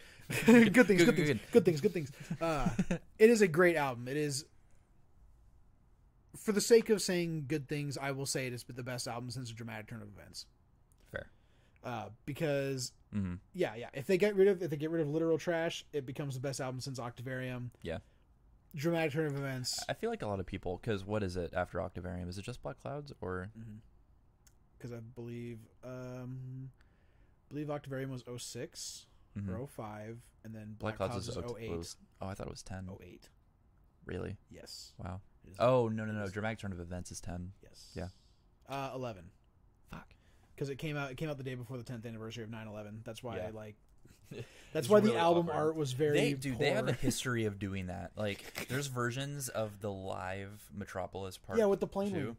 Yeah, no, Yeah. they have like a heart because that's like their thing from Images and Words, and it's on fire, and that's from Images and Words. And then they have like the Twin Towers because like they recorded it in New York, like the live concert, and like 9/11 happened that year, and they were like, shit, we have to like take that down. Like we can't sell this anymore. It's insensitive. I really like. I think I found that on eBay, and I really want to buy one because they're not that expensive. I'd like to have one because it's like the original. Yeah, right. Cool collector. But yeah, no. I do think it is a fantastic album. Definitely, if you are a Dream Theater fan. 2009 was Black Clouds. Okay, whatever. Eat my ass and balls. What do you mean? You were still wrong. Shut up. Octavarium was 5. I said 06 or 05, to be fair. So Fair. fuck off. Yeah. Sorry. Don't try and start that with me. 2007 was the in between. Systematic Chaos. Yeah, that's what it was. I thought that there was another 12-step suite in there somewhere. Yeah. I forgot. That's right. I for some reason I thought Systematic Chaos came out like before Octavarium. I don't know why. Yeah. So would you still hold that statement, or would you say since Systematic Chaos? No, I'll say Dramatic Turn of Events. Oh, you mean like best album if, since, like, if you fix the problems, you would switch it to Systematic Chaos? No, I'd keep it on Octavarium. Really? I think this album without Room 137 is better than on Systematic Chaos. Okay, that's fair. Simply because it's more contained in its ideas, Mm-hmm. which we did kind of say that was a little bit of a bad thing in some spots. Yeah. But it is more contained in its ideas, and it doesn't have a 17-minute long jam song on it. Mm-hmm. Yeah. Which, don't get me wrong, I love that shit from Dream Theater. It's really good. I still really hate Repentance. Yeah, it's a snooze fest. It's kind of a snooze fest. It's too much. It's pretty much a snooze I get what fest. it means for him and like what it symbolizes, but like it's too much. Yeah. I I understand its place in the 12-step suite and the Mm-hmm. whole like lore behind it, but it's for the track on the album. It's like the testimonies from all his friends that come in like towards the end. It's so like I don't care what Corey Taylor has to say about because he's in there. Is he? And I don't care like what Steve Vai I think or. Yeah, but like what they did do to like it's. I don't want to be insensitive towards alcoholism. Yeah, no, it's a cool song, but it's not listenable. Yeah, it's a serious song. It has really strong meaning to it, but it's not a very good song to just listen to. Yeah, like in context in the, Hear it in the once, 12-step cool. suite, in the 12-step suite context, it's good and it works because it tells a story. The flow of Systematic Chaos, no, it breaks does not. It completely breaks it. Yeah. But we're not talking about that album anyway. I mean, we're trying to talk about why this is better than that. Yeah. Why it gets his Distance Over Time is better than Systematic Chaos. Yeah, so, sure. You know? Yeah. But probably in my opinion, better their best album since Dramatic Turn of Events with Room 137 on it. The things it does well, it does them really well, such as the tight sounding of the band, of course, because this band is always sounding tight. What? Tight like a tiger. Very tight sound, very good mixing overall. Very, very, very, very good drum work. A very vast improvement of Mangini's drum work on Dream Theater albums since he has joined, and I'm clapping for every word for Mangini, every syllable, because his performance, from what I've heard off of The Astonishing and their self-titled, The Astonishing was different though. Sure, and that's fair, but I'm keeping it in context of like what he's been on album-wise so far. This album definitely shines and shows more of his talent. Not all of it still, but more definitely of his talent and what he has available to bring to the future table of Dream Theater and future albums. Yeah. So if this album sound in general is the general direction of Dream Theater, I'm okay with it. I'm completely fine with it. I'm gonna completely pivot on my stance when Mangini first joined and say I'm completely fine with the direction they're going now. I will take it 100%. I would say that I want them to not be as chorus focused on the next album. Yeah, personally, I feel that too. Yeah, because my favorite example of a thing is I know it's not kind of the case like with how they kind of did this, but I love like for video game development they usually say like how like just a standard ass normal wooden crate. The time it takes you to like see one of those is when the developers ran out of ideas.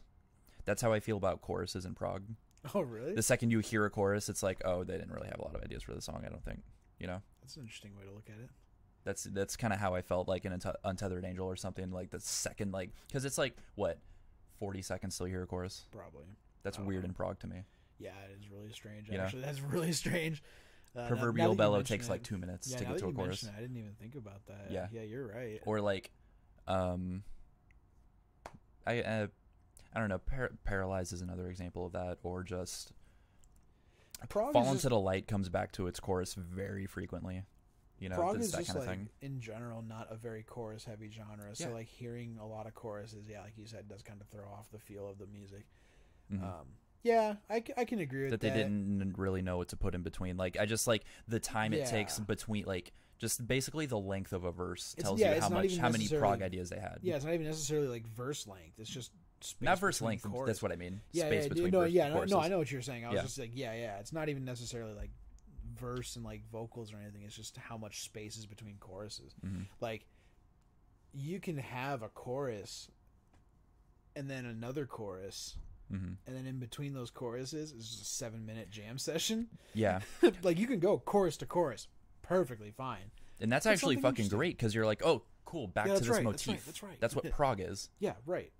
When it finally swings back and you go, oh, yeah. Oh.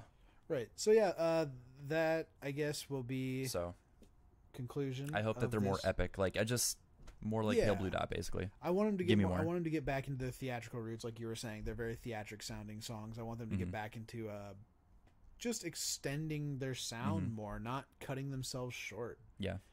And like, have faith in your tangents. Yeah, because I mean, because it's been working for like 30 years. Why are you playing prog if you don't want to go on musical tangents? Mm-hmm.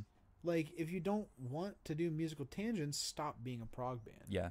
And this album does not sound like they want to stop being a prog band. Yeah. So, just do them, dude. Yeah, just go for it. Do them. I mean, this stream's been going on for an hour and 45 minutes. Yeah, and we're fucking tangents, dude. Yeah, like, I think it works. Yeah, I have faith in it. It's not terrible. We lost our one viewer like halfway through. And we lost me too. Yeah, right. Or we all both our viewers. No. But yeah, just.